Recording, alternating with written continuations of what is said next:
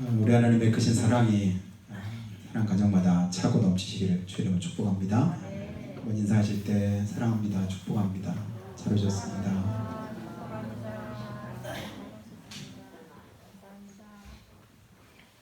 여러분은 하나님의 자녀들이시죠? 정말입니까?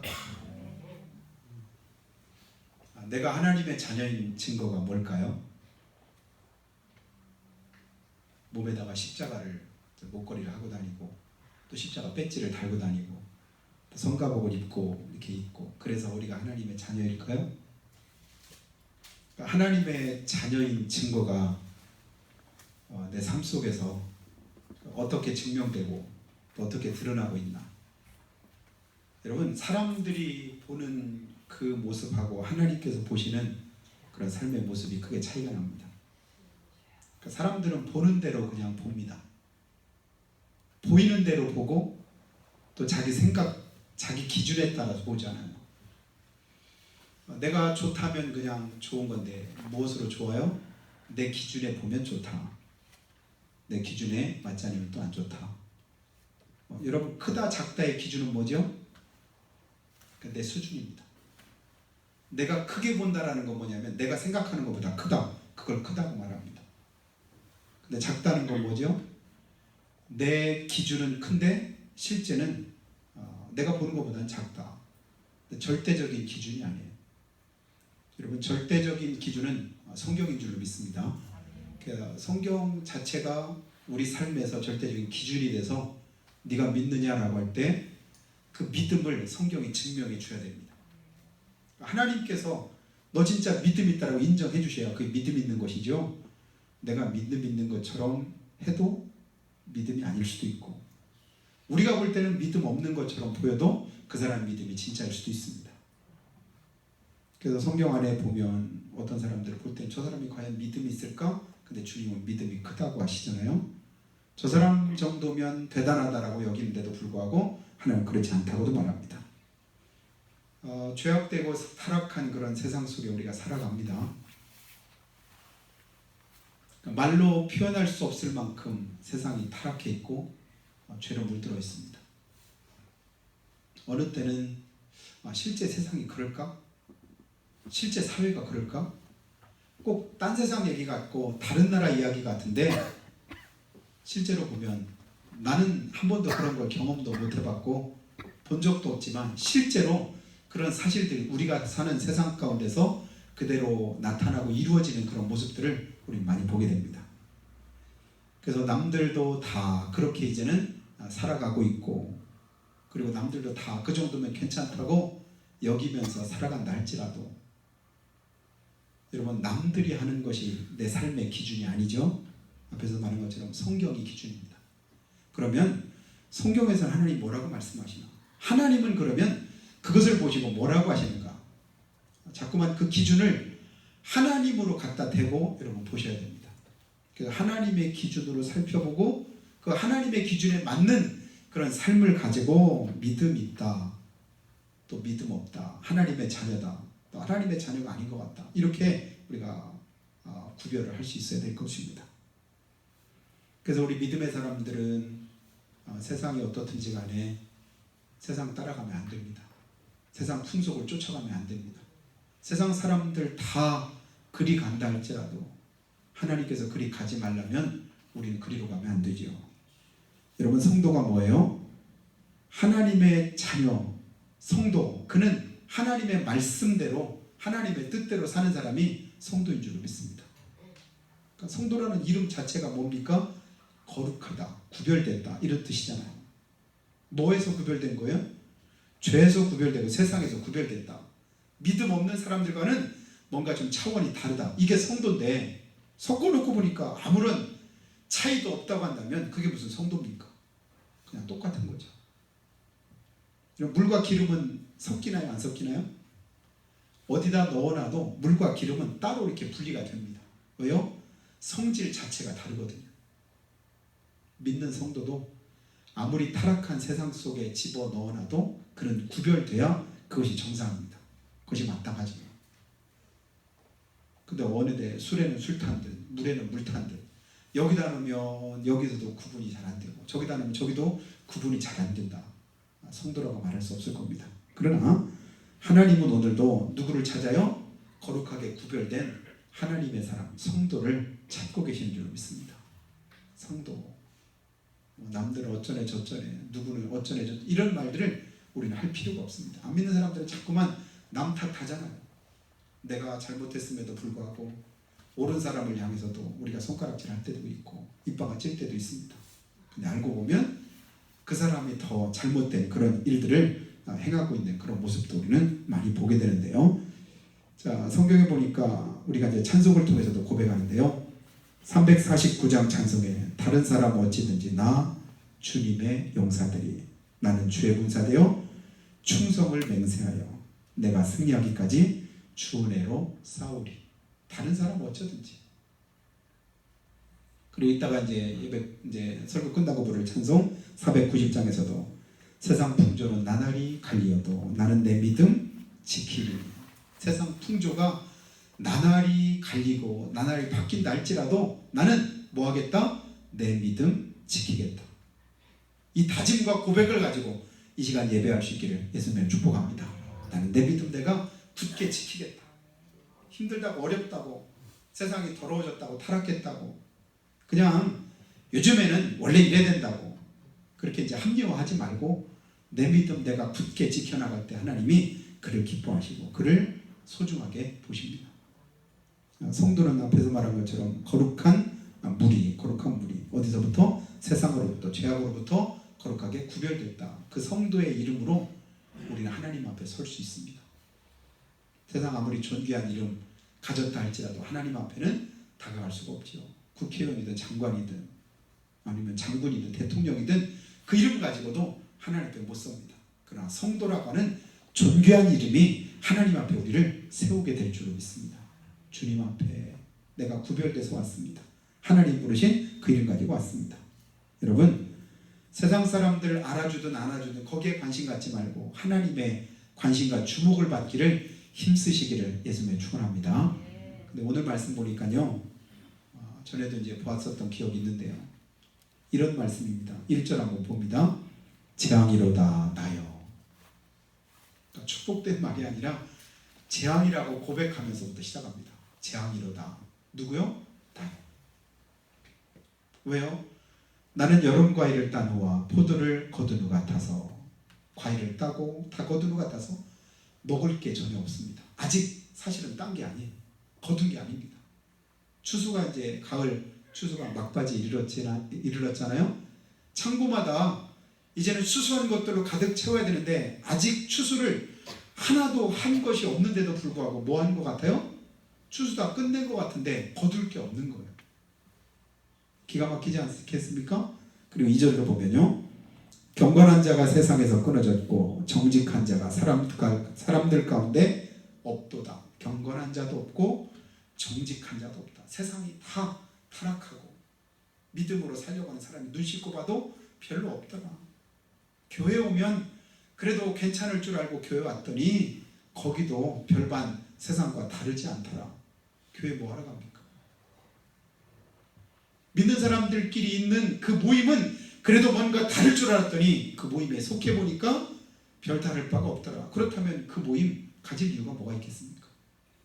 무리가 다 피를 흘리려고 매복하고 각기 그물로 형제를 잡으려고 하고 뭐 하려고만 하는 거야? 남들을 우애해주고 서로 돌아보아 사랑과 선행을 격려하고 다른 사람들을 위해서 자기를 헌신하고 희생하고 섬기려고 하는 그런 성경적인 가르침대로 살려고 하는 게 아니라 오히려 뭐 하려고만 해요? 다른 사람들 죽이려고만 하고 자기 이익만 취하려고 하고 3절에도 두 손으로 악을 부지런히 행하는도다. 부지런히 열심히 뭐 한다고요? 악을 행하는도다. 거기에는 어느 누구 예외랄 것도 없습니다. 지도자와 재판관은 뇌물을 구하고 권세자는 자기 마음에 욕심을 말하고 그들이 서로 결합해서 서로 다 결탁하고 우리 이제 결탁이라는 말을 잘 쓰잖아요. 뭐 무슨 검언 유착됐다, 검경 유착됐다, 뭐가 어떻다. 나쁜 놈 잡아들여야 될 사람이 나중에 보니까 도리어 지가 더 나쁘네. 다른 사람들 재판해야 될 사람이 오히려 자기가 더 의롭지 못하니, 그러면 세상에 공의가 어디 있고 정의가 어디 있겠습니까? 어디에 소망 둘 만한 그런 이제 세상이 없는 겁니다. 그리고 나서 계속해서요, 4절에도 그들의 가장 선한 자라도, 그들 가운데 있는 가장 선한 자라도 가시 같고, 이 사람은 진짜 착해, 이 사람은 괜찮아, 그런데도 가까이 가보니까 찔려서 나를 아프게 하는 거예요. 그리고 가장 정직한 자라도 찔레 울타리보다도 더하도다. 할 말 다 했죠. 그러면 누구한테 마음을 주고 누구한테 내 그 속을 내보일 수 있겠느냐고요. 요즘에 되어지는 세상 일들을 보면 믿을 사람이 점점 없어집니다. 아무도 믿지 말라고. 어느 때는 뭐냐, 아무도 믿으면 안 돼. 이게 정설처럼 느껴지는 그런 세상 속에 우리가 살아갈 때가 있습니다. 그래서 전화 오는 게 가끔은 무섭잖아요. 모르는 사람한테 전화 오면 이 전화 받아야 되나 말아야 되나? 전화를 받는 순간에 몇십만 원이 결제자가 다 빠져나간답니다. 문자를 확인하는 순간에 또 어떻게 된답니다. 전화도 문자도 받기가 두렵고, 누가 와서 무슨 말을 해도 그 말을 듣기가 또 힘들고. 어떤 사람 보니까요, 그러니까 어디 이제 자동차를 이렇게 사려고 하는데 보니까 인터넷에 좀 자동차를 싸게 판다고 해서 서울에서 부산까지 KTX를 타고 이제 갔답니다. 그랬더니 이 사람이 어떤 사람이냐면, 부부가 차를 이제 2대를 가지고 있었는데 교통사고가 나서 더 이상 이제 차 타는 것도 무섭기도 하고, 한 대는 이제 사고 나서 폐차를 하고, 둘 다 이제 병원에 다쳐서 입원하고 있는데, 지금 있는 차도 무서워서 그냥 세워만 놀기는 그렇고, 치료를 또 몇 달 받아야 되고, 나중에 겁나서 한동안 대중교통 이용하려고 그 차를 팔려고 하느라고. 그래서 이제 병원으로 오라고 해서 찾아가 봤더니 병원 로비에 있는데, 한 사람은 부인은 팔을 다쳐가지고 깁스를 하고 있고, 또 남편은 다리를 다쳐가지고 다리에도 깁스를 하고 있고, 병원복 입은 채로 이제 목발을 짚고 있더랍니다. 그 차가 어디 있느냐고 했더니 이제 병원 주차장에 있으니까 가서 확인하고 오라고 했더니 외제차주 새 거예요. 너무 좋아서 너무 싼 가격이라서 그걸 이제 계약을 이렇게 치고 나서, 근데 보니까 열쇠를 하나밖에 안 주더래요. 하나 어디냐? 깜빡 집에 놓고 왔는데 좀 이따 갖다 주겠다. 그래서 계약을 이제 다 치르고 나서 차를 가지러 병원 주차장에 가봤더니 차가 없어진 거예요. 그래서 불이 나게 다시 거기로 와봤더니 그 사람 이름에 그런 환자도 없고, 그 사람들이 벗어놓고 간 그 환자복이 병원에 림네실에 그대로 있더랍니다. 진짜 환자인 것처럼 그렇게 하고 사기쳐서, 야, 눈 뜨고도 고백하는 세상이라고 하더니 이제는 그보다 더한 세상 됐다. 누가 무슨 말해도, 내 눈으로 직접 봤는데도, 내 귀로 직접 들었는데도 불구하고 실제로 믿지 못할 일들이 세상에 얼마나 많은지 모르겠는 거예요. 여러분, 이런 세상에 소망이 있을까요? 이런 세상에서 우리 소망을 두고 살아가야 됩니까? 이런 세상 속에서 나 혼자 정직하게 살고 믿음대로 산다는 게, 이게 누가 보면 어리석어 보이고 바보스러워 보이지 않겠어요? 야, 세상이 지금 어느 세상인데 그런 생각 가지고 그런 마음 가지고 살아가냐 이러면서 타박하는 사람들이 더 많지 않겠느냐, 그런 얘기입니다. 오늘 보니까 이 미가서가 예수님 오시기 전 약 700여 년 전에 기록된 그런 성경이거든요. 지금부터 2700년 그 더 전에 기록되었던 그 말씀인데, 제가 다시 한번 이 말씀을 이번 주간에 여러 번 이렇게 묵상하면서 보니까요, 지금 우리가 살아가고 있는 세상과 너무 흡사한 거예요. 어떤 면에서 보면 더하면 더했지 덜하지도 않은 그런 세상 속에 우리가 있는 것 같습니다.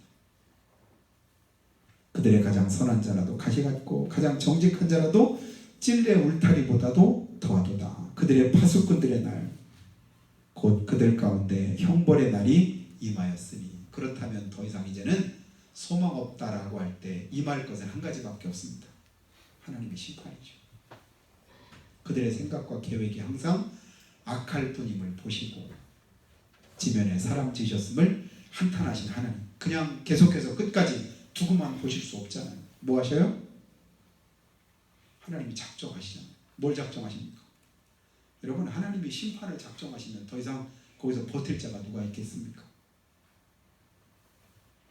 우리가 하나님 앞에서, 하나님 한 해만 더 참아주십시오, 한 번만 더 하나님 봐주십시오, 조금만 더 하나님 뒤로 좀 밀어주십시오. 그러면서 우리가 한 해 한 해 살아가잖아요. 근데 지나고 보면 또 별반 다를 바가 없는 거. 올해도 어느덧 보니까 10개월이 거의 다, 우리 10월이 마지막 주가 됐잖아요. 어느 때 지나갔는데 코로나 때문에 이런 애 저런 했어도 세월을 쉬지 않고 그냥 벌써 여기까지 다 달려왔습니다. 이제 2달여밖에 남지 않았네요.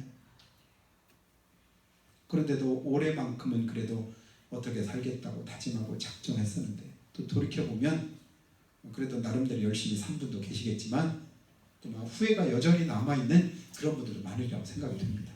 돌이켜보니까 또 부족했고 연약했고 또 하나님 앞에 죄악된 그런 삶이었음을 고백하고 우리가 구할 것은 은혜밖에 없더라고요. 하나님 다시 은혜를 좀 베풀어 주세요.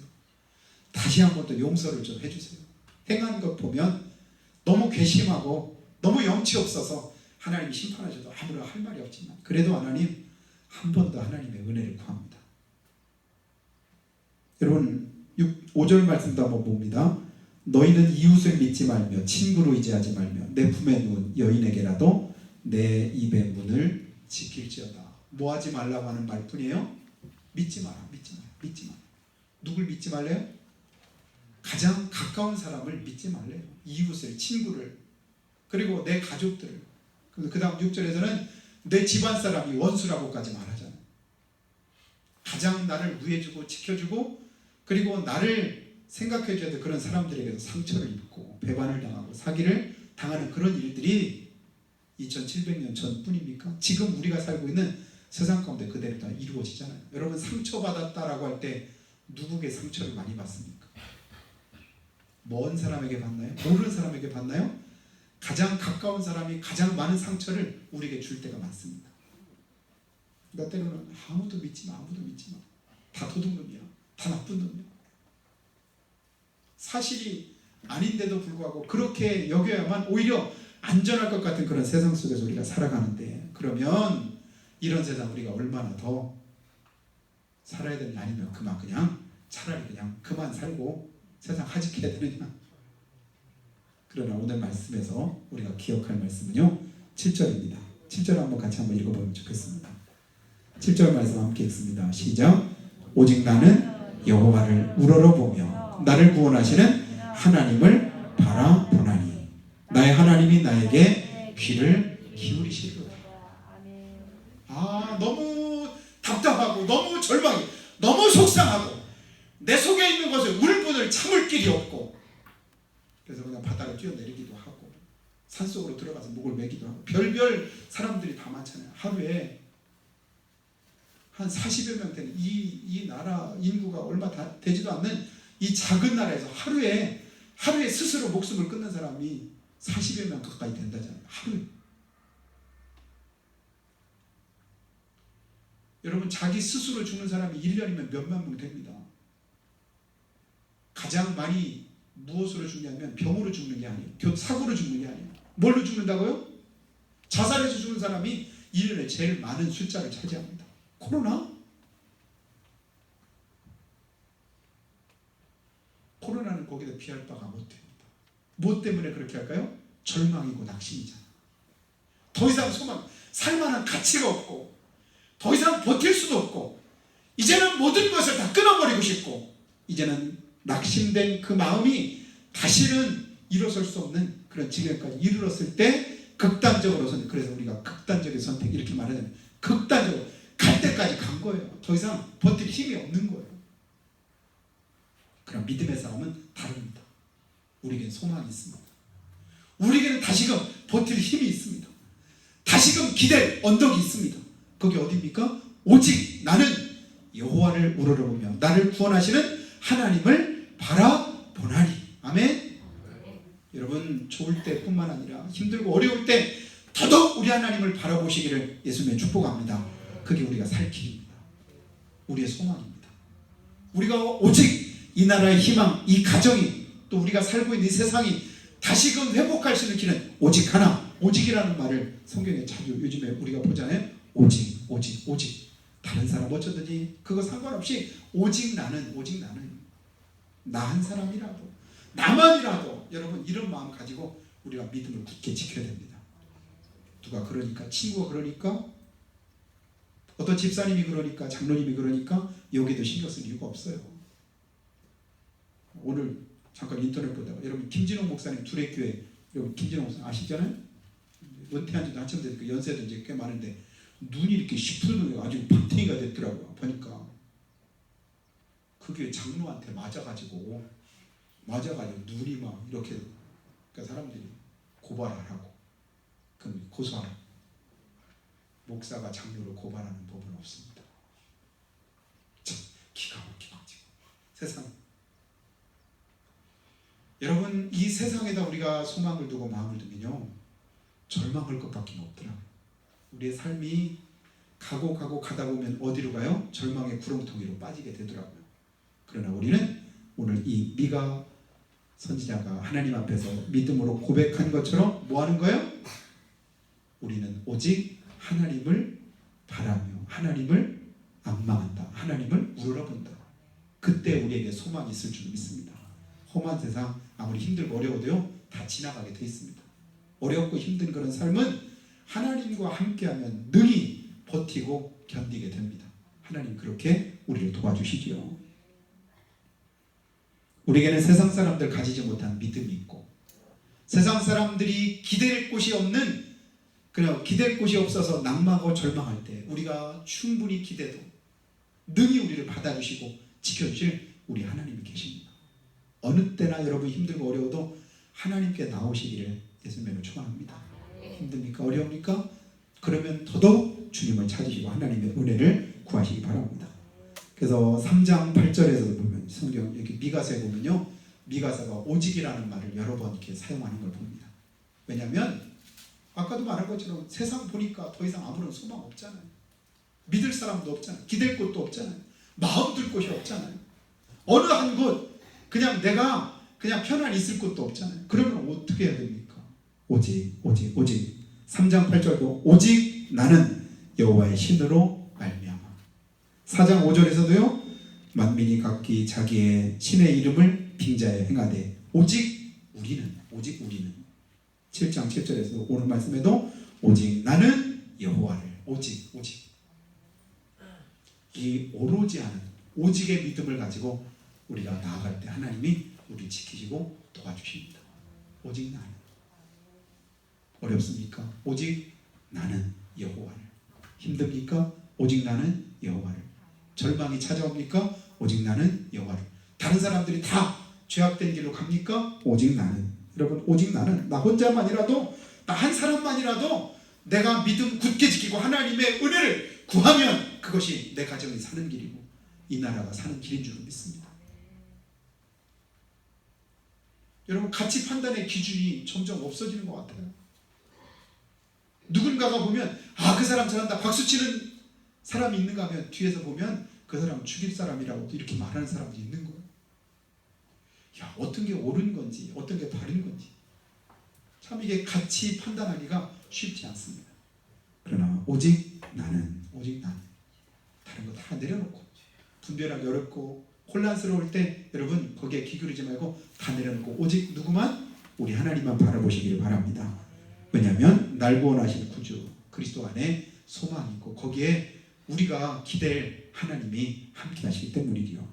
여호수아도 24장 14절 15절에서 이런 고백을 했습니다. 그러므로 이제는 여호와를 경외하여 온전함과 진실함으로 그를 섬겨라. 너희 조상들이 강 저쪽과 애굽에서 섬기던 신들을 치워버리고 여호와만 섬겨라. 여호와만 섬겨라. 너희가 하나님을 섬기는 것이 좋게 보이든 좋지 않게 보이든지 간에 하나님만 섬겨라. 하나님이 섬기는 것이 좋게 보이면 하나님 섬기고, 그게 안 좋게 보이면 그냥 어떤 우상이든 강 저쪽에 섬기던 신이든지 이쪽에 섬기던 신이든지 너희들 마음대로 한번 해라. 그러나 너희들은 어쩌든지 간에, 그러면서 여호수아가 했던 말이 뭐예요? 오직 나와 내 집은 여호와만 섬기겠노라. 여러분, 이 믿음 가지면 한 사람 한 사람이 모여가지고 무리가 되잖아요. 그렇게 모인 교회들이 하나둘 늘어가면 그 교회마다 새롭게 하나님의 은혜와 또 능력이 나타나지 않겠습니까? 우리 몰아서 이렇게 말할 때가 많아요. 세상 다 썩었다. 온 나라가 다 그냥 병들었다. 교회 다 타락했다. 믿는 사람들 다 뭐 그게 그거다. 함부로 말하면 안 됩니다. 다 그런가요? 여러분 알아보셨나요? 교회가 다 타락했습니까? 교회종들이 다 못됐습니까? 그냥 들려오는 대로 생각대로 그냥 함부로 말하고 보면 안 돼요. 다른 사람들 다 주님을 배반하고 버리고 다 떠나가고 우상에 그냥 엎드려서 절하고 세상과 타협하고 오직 나만 남았습니다. 나만. 나도 넉넉하오니 이제 나를 죽여주세요. 누구의 말이에요? 믿음 없는 사람의 말이 아닌 거예요.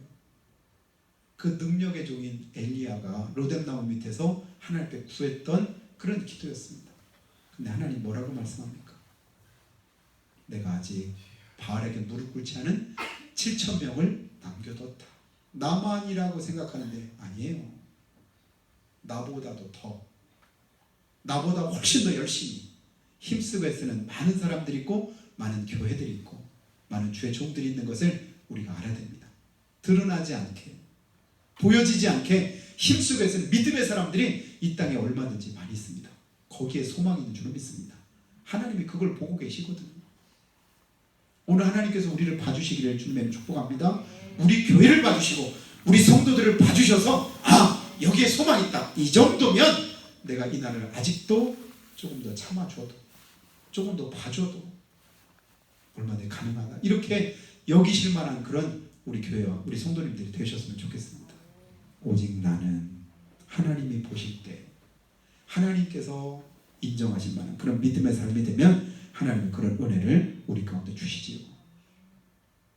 여러분 내가 어떻게 보느냐에 따라서 가치 기준이 달라져요. 사과 맛있게 먹는 방법 여러분 제가 전에 말씀드렸는데 기억하시나요? 우리 사과 농사질 우리 장정희 집사님한테 물어보면 알 수 있을까요? 사과 어떻게 하면 제일 맛있게 먹을 수 있을까요? 좋은 것만 먹어. 그렇죠. 기억을 잘하지. 좋은 걸 먼저 먹으면 됩니다. 제일 좋은 거.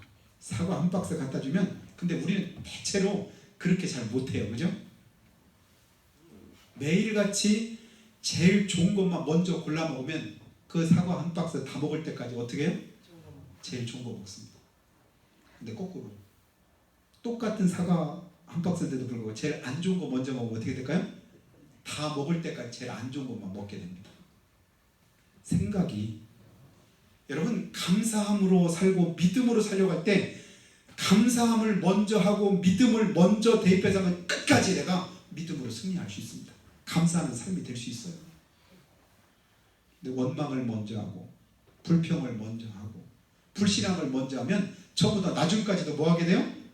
결국은 믿음과는 상관없고 그리고 감사하는 상관없는 그런 삶이 될 수밖에 없습니다. 믿음 먼저 앞세우고 감사 먼저 앞세우고 우리 하나님 먼저 앞세우는 저 여러분의 삶이 되길 바랍니다. 그래서 처음부터 나중까지도 믿음 누가 뭐라고 하든 오직 나는 하나님 앞에 믿음으로 바로 서겠다. 이 작정 가지고 이 다짐 가지고 살면 하나님 우리를 그냥 버려두시겠습니까? 그냥 놔두시겠습니까? 신실하신 하나님, 긍휼이 풍성하신 하나님, 영원부터 영원까지 동일하신 우리 하나님이 우리를 그냥 전에는 그랬지만 지금은 그냥 아무렇게 그냥 버려두시겠냐고요. 그러실 리가 없습니다. 여호와의 자비와 긍휼이 무궁하심으로 우리가 진멸되지 아니함이니이다. 예레미야가 3장에 보면요, 우리가 망할 수 없는, 우리가 하나님의 은혜를 덧입을 수밖에 없는 이유 어디 있어요? 나한테 있는 게 아니더라고요. 여호와의 자비와 긍휼이 무궁하심으로. 그 자비와 긍휼도 누구에게 임할까요? 오직 주님 바라보고 오직 믿음으로 살겠다고 다짐하고 작정하는 사람에게 하나님께서 그 은혜를 베풀어 주실 줄로 믿습니다. 이번 한 주간 우리가 살아갈 때 하나님 오직 믿음으로 오직 하나님 바라보면서 승리하는 복된 삶 허락하시기를 예수님의 이름으로 축원합니다. 우리가 자꾸 기도할 때요, 하나님 주님께서 우리에게 은혜 주실 줄로 믿습니다. 우리가 하나님 앞에서 오직 하나님만 바라보고 하나님을 우리가 경외할 때 하나님께서 우리에게 주실 그런 은혜가 오늘 미가 선지자를 통해서 이렇게 고백됩니다. 8절 말씀해 보니까요, 나의 대적이여 나로 인해 기뻐하지 말아라. 그들은 엎드러질지라도 나는 일어날 것이요 그들은 어두운 데 앉을지라도 하나님께서 빛이 되셔서 나를 비추실 것이라고 고백합니다. 또 9절에서 이런 고백을 합니다. 죄값을 다 담당한 후에 하나님은 우리를 반드시 회복시켜 주실 것이다. 하나님 우리를 버려두지 않으십니다. 다시금 회복해 하시는 그네를 허락하실 줄로 믿습니다. 또 10절 말씀에서도 대적들이 부끄러워하도록 하나님 우리를 지켜줄 거라고 그는 고백합니다. 내 하나님이 어디 있느냐라고 묻는 그들에게 그들을 진흙같이 밟으실 것이라고 미가 선지자는 고백하면서 하나님 앞에 나아갑니다. 우리도 이 믿음 가지고 하나님 앞에 기도하면 좋겠습니다. 야베스가 역대상 4장 10절에서 이런 기도했지 않습니까? 주께서 내게 복의 복을 더하사 나의 지경을 넓히시고 주의 손으로 나를 도우사 나로 환난을 벗어나 근심 없게 하옵소서. 기도했을 때 주님이 들으시고 응답하셨습니다. 역대하 14장 11절에서 아사왕이 하나님께 이렇게 기도합니다. 여호와여 강한 자와 약한 자 사이에는 주밖에 도와주리가 없사오니 우리 하나님 여호와여 우리를 도우소서. 우리가 주를 의지하며 주의 이름으로 의타가 없고 이 많은 무리를 치러 왔나이다. 하나님이 감당케 하시고 대적들을 물리쳐 주셨습니다. 역대하 20장 12절에서도 여호사밧 왕이 이렇게 기도합니다. 우리 하나님이여 우리를 치러 오는 이 큰 무리를 우리가 대적할 능력이 없고 어떻게 할 줄도 알지 못하고 오직 주만 바라봅니다. 그 믿음대로 주님께서 그를 지키신 줄로 믿습니다. 이사야 40장 31절에 이사야 선지자가 이렇게 고백합니다. 오직 여호와를 앙망하는 자의 새 힘을 얻으리니 독수리의 날개침에 올라간 같을 것이요 다른 박질하여도 곤비치 아니하겠고 걸어가도 피곤치 아니하리로다. 이 은혜 주님께서 우리에게 주시기를 한 목소리로 잠깐만 기도합니다. 걸어가신 아버지 하나님 우리를